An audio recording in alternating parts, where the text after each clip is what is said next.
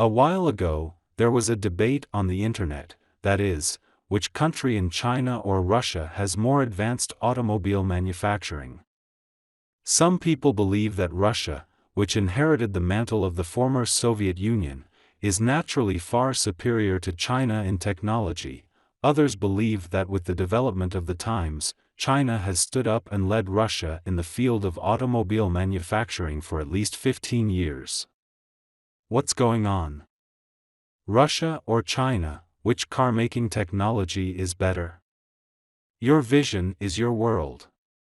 Welcome to Auto Age. Now you are on the journey to look back at every change in the car, witness every surge in speed, and explore the mystery behind the car. Before we started today's video, please subscribe to the channel and turn on the notification bell. Okay, let's get started.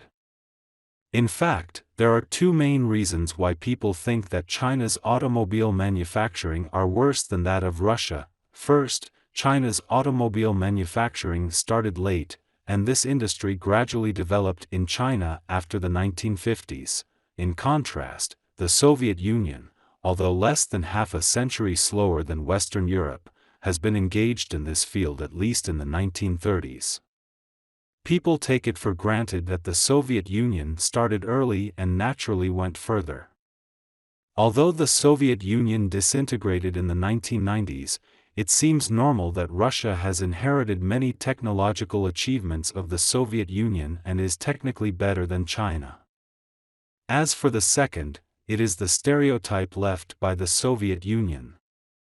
We all know that although the economy of the Soviet Union is less developed than that of the United States, the manufacturing industry, especially heavy military manufacturing, can compete with the United States.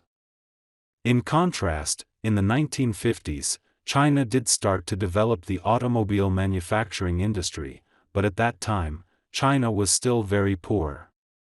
In terms of early preparation, it lagged behind the Soviet Union and later Russia. But is it true? No. Because most people who hold this view do not know much about the current situation of Russia's automobile manufacturing industry.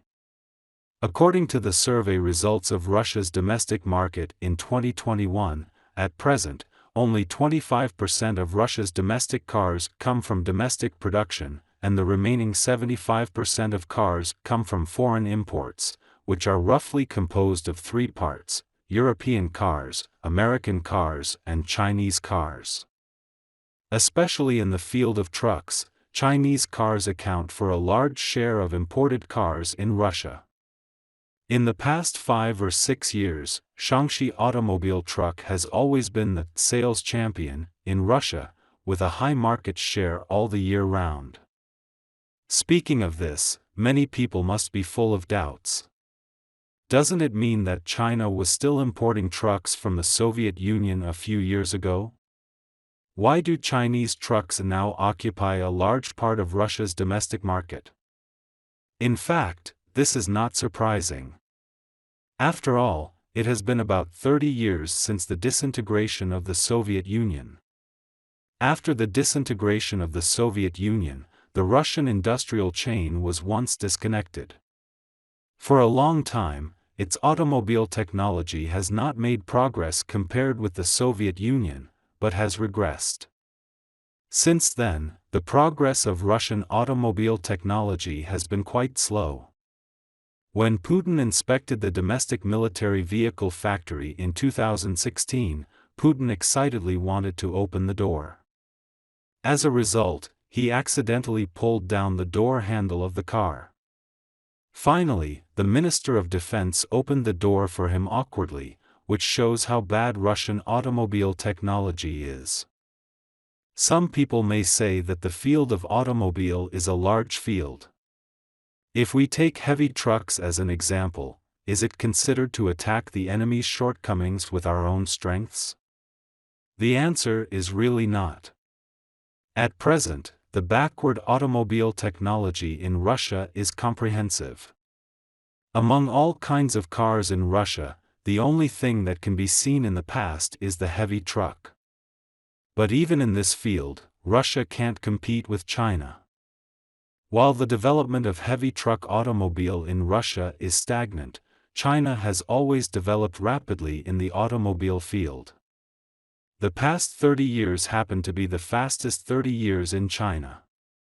Although the foundation was laid in 1968 and the first military off-road vehicle was officially trial-produced in 1970, Shaanxi Automobile has always grown at an amazing speed in the following years.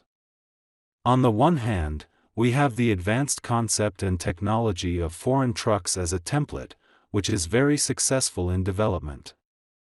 On the other hand, scientific researchers always adhere to independent research and add Chinese own style on the basis of foreign trucks, with remarkable natural achievements. So, what are the special features of Chinese heavy-duty trucks that make Russia attractive to them?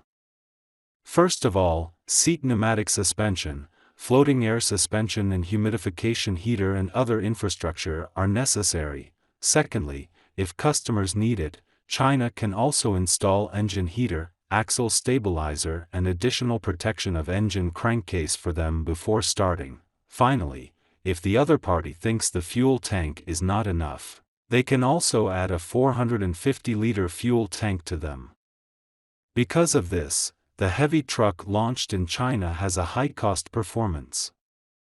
It is precisely because China provides comprehensive services to Russia that China not only sells cars very well in Russia, but also has high sales of auto parts.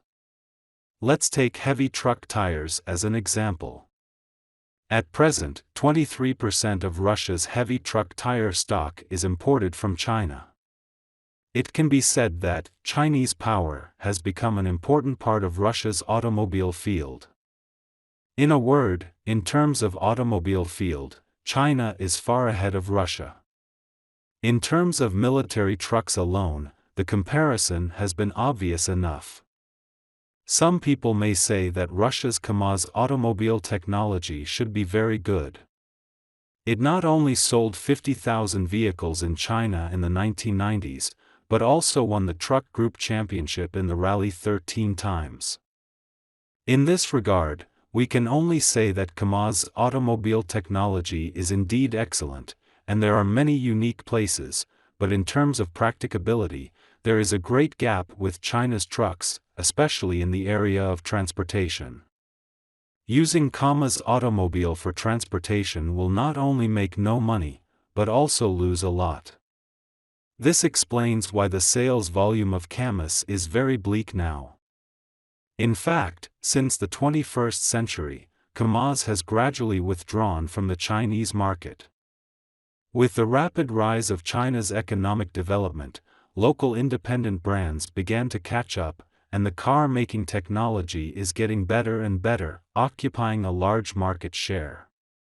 Many European and American car companies have also joined the food-sharing cake and cooperated with domestic manufacturers to launch many excellent joint venture trucks, which are also very influential in the market.